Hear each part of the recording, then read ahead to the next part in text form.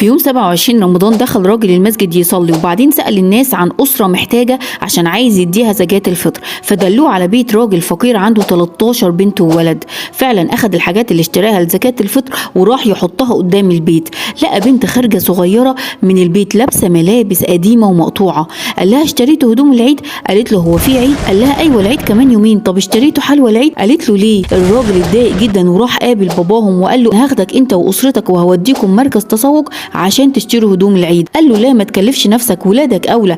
قال له انا جبت خلاص لولادي ومش هرتاح غير لما اجيب لكم.